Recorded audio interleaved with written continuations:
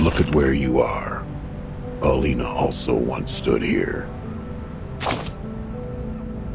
A human, a member of the St. Pavlov Foundation. She started from here, took 33 steps and a half, turned left, opened the door, and then turned right, went on for another 5 meters. She stopped and opened the historical intelligence cabinet. For work, sweetheart. Most of the actions we took in most of the time were for our jobs, or for the sake of getting one. She's a good employee, the kind of person who sincerely wishes to contribute to society. Her dedication to work equally applied to events as big as maintaining peace, and matters as trivial as looking through old files. It was the 1931 file, or the 1935 one. She hasn't gotten there yet. But there is another folder which has caught her attention. On December 28th, 1932, on the wonderful day of the Holy Innocents in Mexico, 13 Arcanist High School students attacked the crowd during the nighttime celebration. They claimed the oracle had uttered to them, from the inside of a gigantic Cordia Illinoides, that they had to shoulder the responsibility to protect the people. So they took their wands and knives, carried bottles of potion of concocted picric acid and nitrocellulose, and walked into the festival market like any regular happy young people. Their attack led to 17 deaths. 6 were injured, among which 4 were disabled for life. One young girl among the attackers couldn't physiologically stop her hysterical laughter, even when she was under arrest. She quivered convulsively, with her hands twitching tightly on 31-centimeter-long pruning shears. She kept muttering the word Bacote, which is the common way to call the Cordia Illinoides among the lumber dealers. In the Aztec civilization, it means giant mouth. Any mouth can talk. In this case of mass hysteria, this was the one true rule. Hysteria, madness, paranoia, hearing voices or seeing things. These abnormalities are the sparks flying in the air, and Arcanists are like dry cotton. The encounter of the two will cause a fire. Paulina complained quietly. She accused the danger of fire, the risk of heat. One can hardly hold no grudges against the flame when it is hidden next to you patiently, waiting. She started to mutter something of a more extreme nature. She was carried away, forgot that each individual has their own right even in a collective body. She forgot what public opinion can do to subtly influence a community. Her eyes were fixed on the scarlet flame. Racist thoughts crept silently into her blonde-haired, beautiful head like a cunning centipede. Fortunately, this is not yet the end of the story. Paulina still had her chances to change. Change. Yes, an alteration. Everybody has to change. You can improve your living standards, pay for prettier white clothes, drive around in a limo painted in bright pink. Anything to prove that you're as much of a man as those tough warriors in ancient Europe.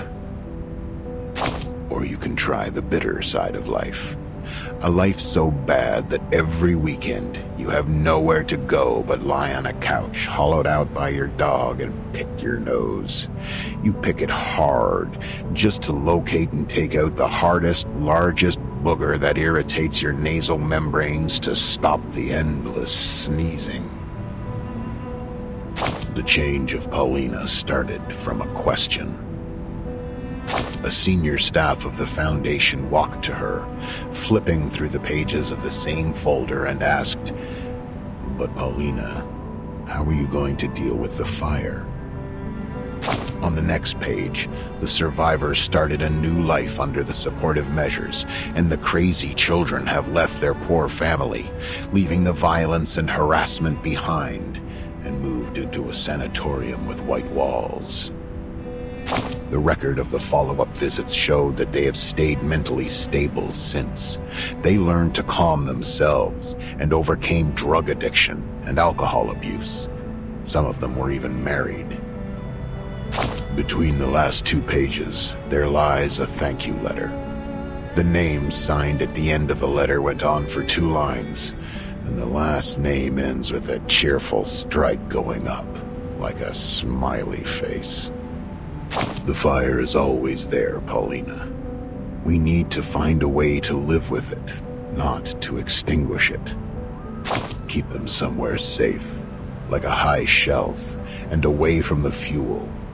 Watch over the temperature. Maybe teach them to burn in a manner that no one, including themselves, would be hurt. Division and confrontation have never taken this world to a better place, have they?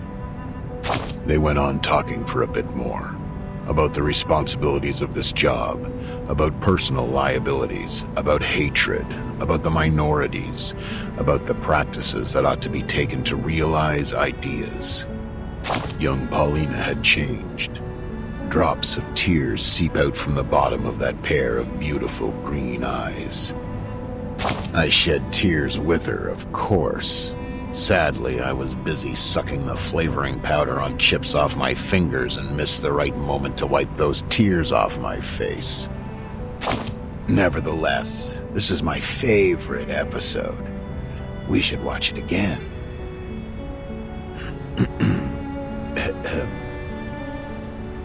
Look at where you are. Paulina also once stood here.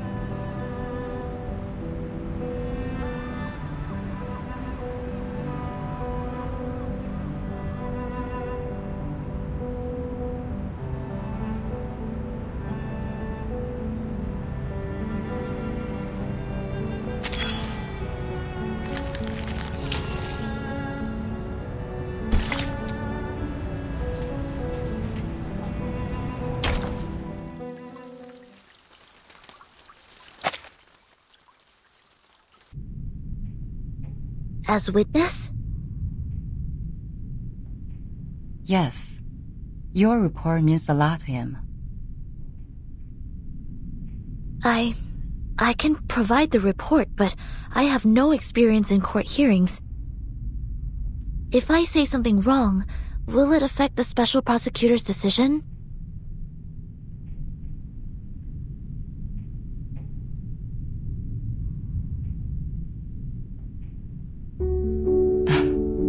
Soneto, testifying is not taking exams.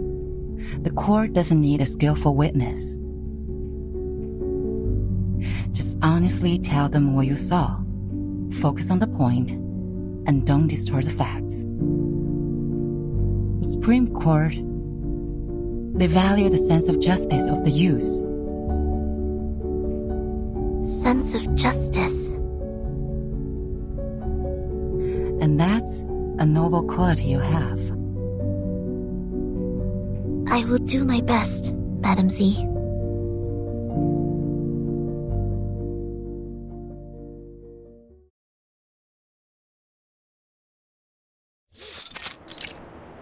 Call the witness.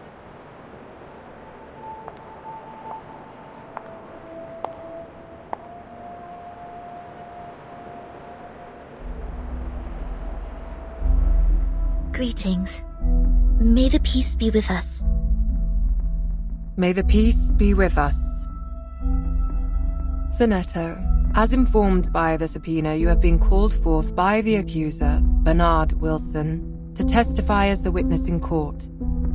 Could you specify the relationship between you and the accuser? We did not know each other. I heard of him at work, but we rarely worked together. Then why did he call you?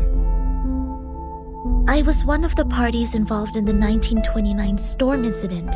I submitted a detailed report of that. He searched the database and found the report, so he made a request for access to my supervisor, Madam Z. Then, Madam Z asked if I would be willing to provide the report and attend court as witness. Could you tell me the reason why you agreed to testify? My immediate supervisor is having a long-term treatment, and there are more time slots available on my schedule. I am happy to be able to make a difference during the time and defend the established facts. More importantly,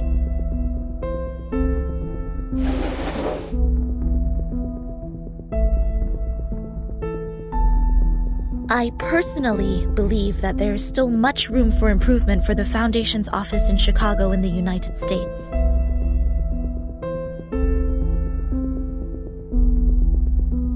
What is this, Miss Sinetto?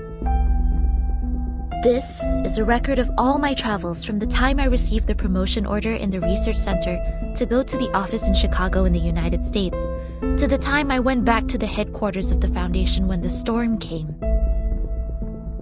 This is the field report and diary I wrote about the storm in 1929. What point do you make? I would like to prove that the Foundation's office in Chicago in the United States violated the Declaration, Fight for the Peace and Order of Mankind, and the rights of some humans and arcanists. You're tarnishing our reputation!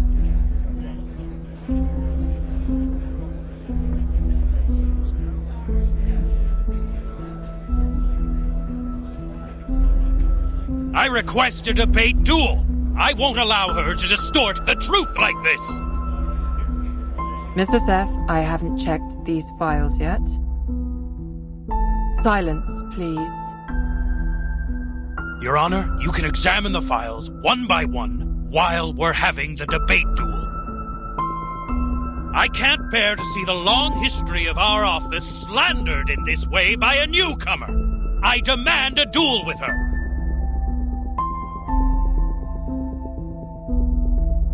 Sinetto is an investigator with rich combat experience. There is no good dueling with her.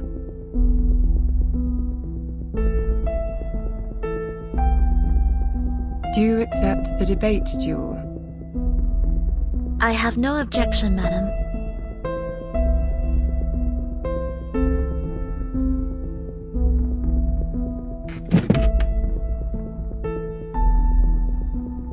Please to the stage, duelists.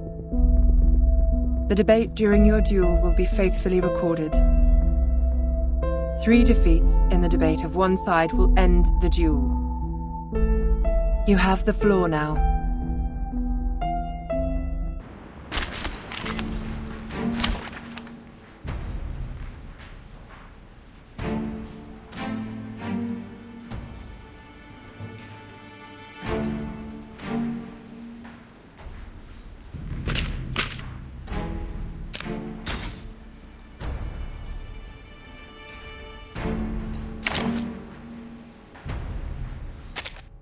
Greetings. Today your shirt matches the color of your eyes very well.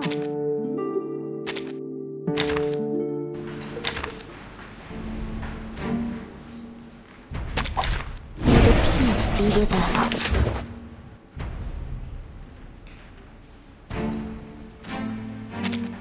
I have decades of historical materials of the office and know it better than anyone else.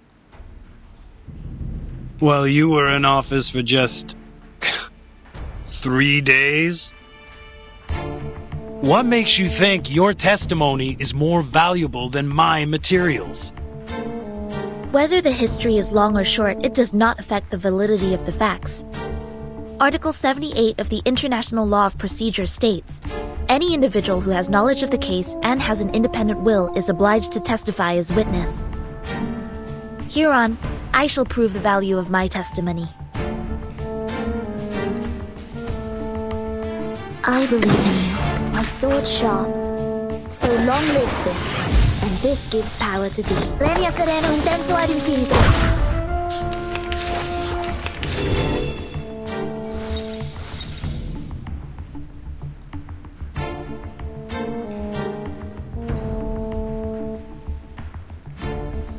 I believe in you, my sword sharp.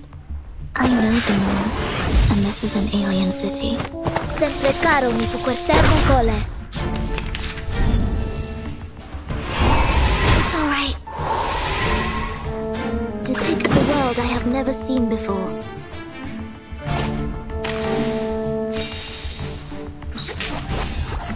Depict the world I have never. My sword sharp. Each moment, now night.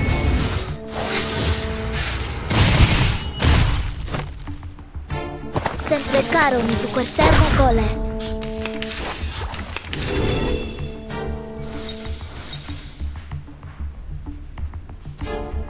I believe in my sword sharp.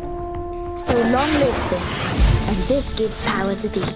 Sempre caro mi fu quest'ermo cole.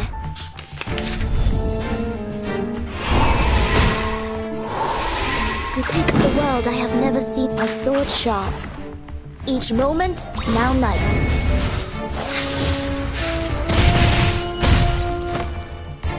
Legna sereno intenso ad infinito.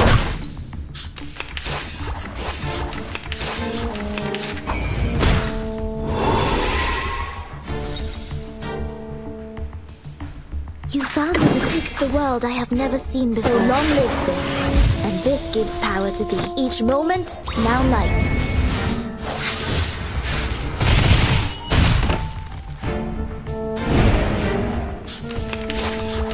February 14th, 1929, after the storm.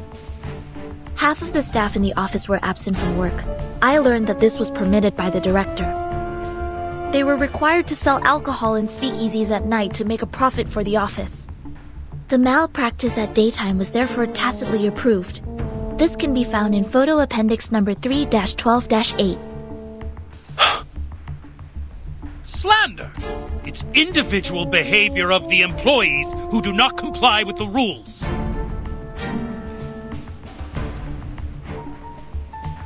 My sword sharp. I believe in you. Legna sereno intenso ad infinito. Legna sereno intenso ad infinito.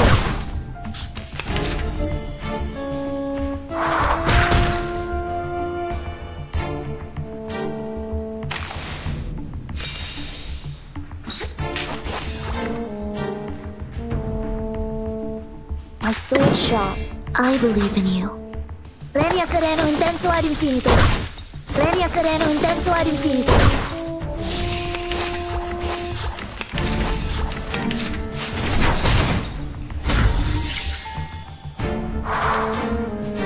You found how to depict the world I have never seen before. So long lives this, and this gives power to thee. Each moment, now night.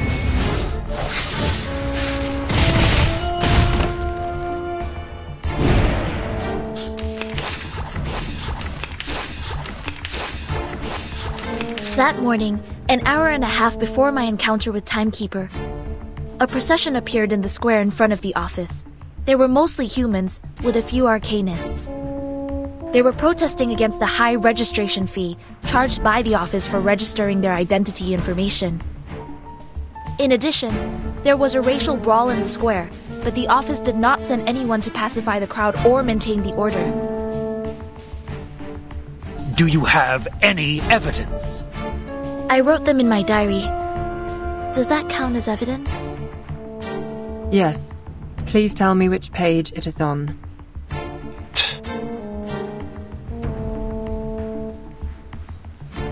Depict the world you found the right verse for me. Each moment, now night.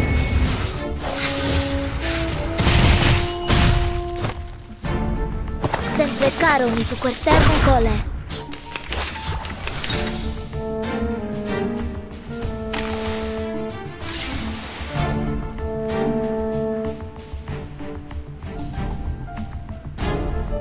You found my sword sharp. I know the moon, and this is an alien city. Linea sereno intenso ad infinito.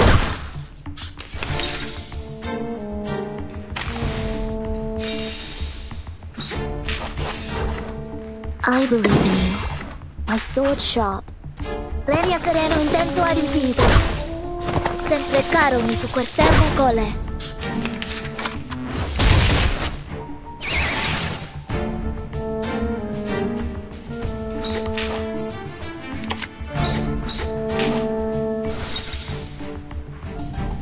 I believe in the world I have never seen before. I know the moon, and this is an alien city. Each moment, now night. These are all insignificant glitches. To be honest, you can find similar problems in any large institution in the world. As long as we manage the office in a different way or change the staff, it would be improved. But you claimed that we violated the Declaration of Peace. This is pure slander, gross defamation. I am not slandering the office. Schneider. You refuse to offer a human, no, an entire family, the shelter of the Foundation. Did I meet your expectations?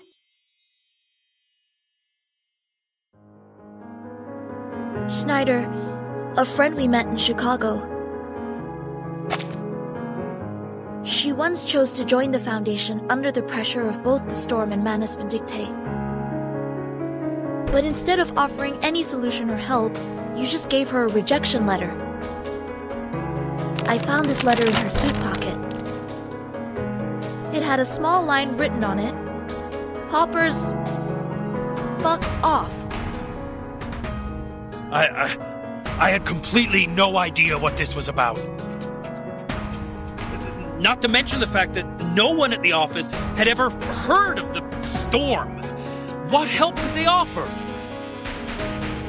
In this particular case, you should have reported to the headquarters or to the investigators out there, instead of doing nothing but leaving an insult. I do not understand why there was such wording on it. Was it because she did not pay enough shelter fee to qualify for sheltering? Or was it because the wand she used was transformed by Arcanum, which made you think she was an Arcanist? Does not the Declaration of Peace say, everyone strong or weak, rich or poor, of any race deserves a helping hand so that the existing peace and order shall be maintained?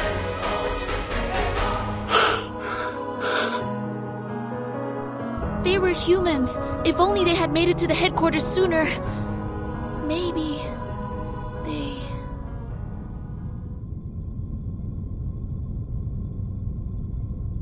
In the particular circumstance at present, it's impossible for the headquarters to take in humans from all over the world. But you bring out a possibility better than anything that happened. Thank you very much for your testimony, Ms. Zanetto. And also for the debate, Mr. Seth.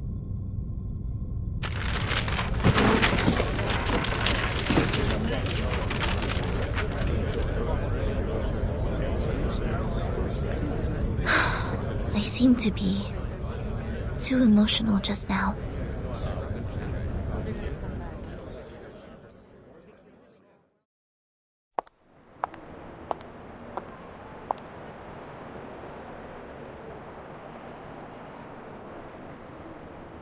Miss Zanetto.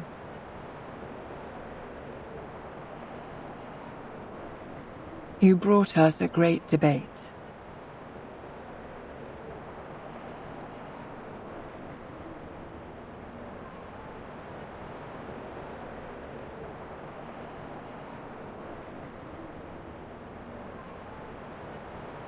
Have you heard of the Supreme Court? You should come when you're free.